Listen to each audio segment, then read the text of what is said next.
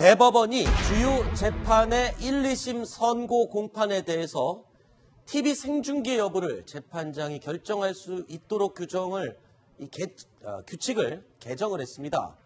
자, 이에 따라서 앞으로 박근혜 전 대통령의 재판이나 이재용 삼성 부회장의 재판도 방송으로 볼 수 있게 됐다. 이 내용이 오늘 오후에 결정이 된 건데, 자, 재판 생중계가 되는 시점은 언제부터인지 또 어떤 재판들을 우리가 볼 수 있는 건지 매우 궁금합니다. 이 점 오늘 명확하게 저희가 정의를 내려드리겠습니다.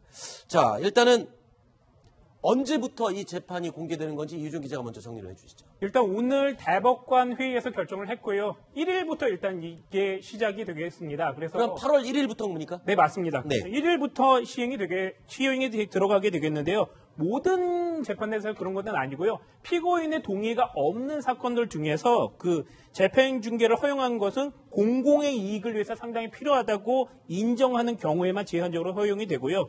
연예인에 대한 형사사건 등과 같이 관심이 높다는 이유로 행해지지는 않을 것 같습니다. 네.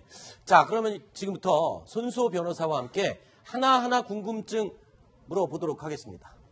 자, 피고인 변론 생중계. 자, 어떤지 볼까요?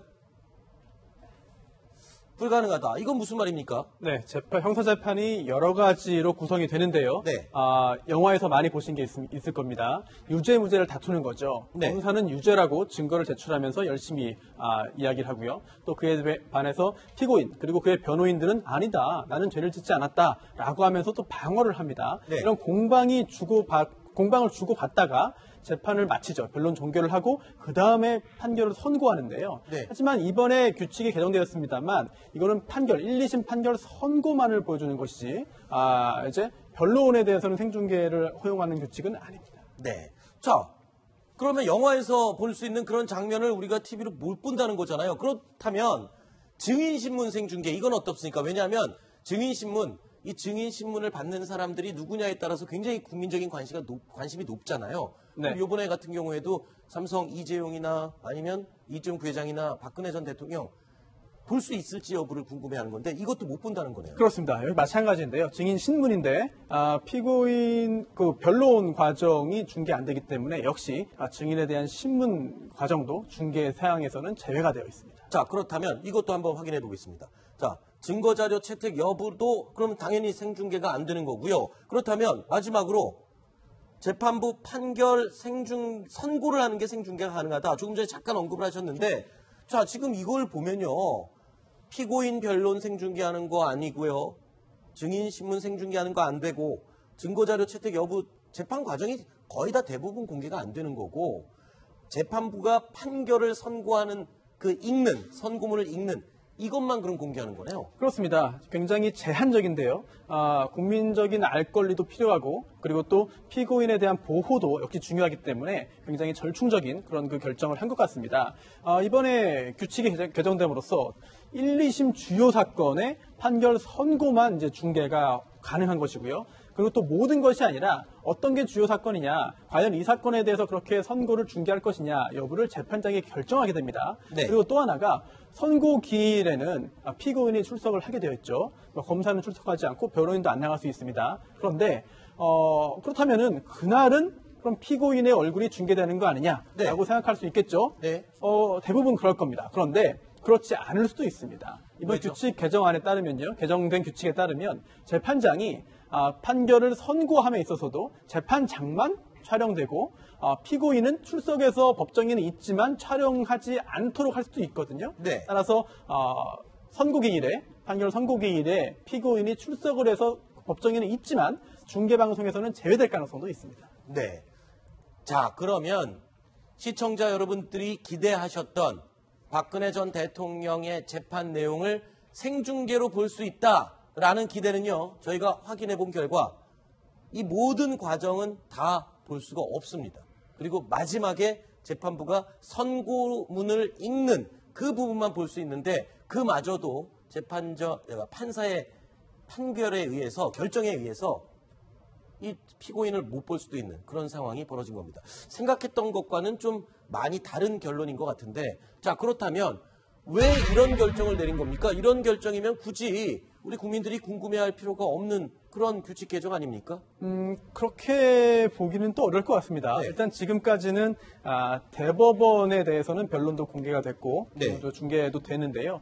1, 2심회 같은 경우에는 개정 전에만 예외적으로 촬영 등등이 허용되고 개정한 후에는 중계라든지 녹화, 녹음이 전혀 이루어지지 않았습니다. 그런데 이번에 그러한 과거의 규칙과 달리 처음으로 1심과 2심의 선고 기일을 이제 공개하고 중계가 되는 것이기 때문에 상당한 변화라고 생각할 수 있겠고요. 네. 그리고 또 하나 굉장히 넓은 범위에서 재판을 공개하자, 재판을 중계하자라고 하는 논의가 있었습니다만 부작용이 만만치 않다는 판단을 한 것 같습니다. 네. 특히나 재판 과정에서 돌발 행동을 했을 경우에 생중계 화면을 통해서 이상한 장면들이 나올 수 있고 그게 오히려 국민의 알 권리를 보장하는 것이 아니라 오히려 재판을 왜곡시킬 수 있다. 재판을 정치적인 선전회장으로 만들 수 있다라고 하는 점에 대해서 법원에서 좀 보수적인 판단을 한 것 같습니다. 네. 듣고 보니까 또 그럴 수도 있겠군요. 재판정에서 좀 돌발 행동을 하는 경우는 최근에 언론 보도에도 많이 공개가 되고 있는데 그게 만약에 생중계가 될 수 있다. 그러면 그 부분도 좀 제지를 할 수 있는 방법이 없는 그런 문제가 있는 것 같습니다. 자, 세 번째로 그러면 좀 이어서 얘기를 한번 해보겠습니다. 얘기를 들어보니까요, 문제점, 생중계로 완전히 공개를 했을 때 문제점도 또 있을 것 같아요. 이와 관련해서 자유한국당 홍준표 대표가 오늘 MB를 만나러 간 자리에서 한마디 했습니다. 들어보시죠. 인민재판을 벌써 한 번 받았는데 다시 공개해서 인민재판을 또 하겠다는데 그거 할 수 없는 거 아이가? 좀 잔인하다는 생각이 든다.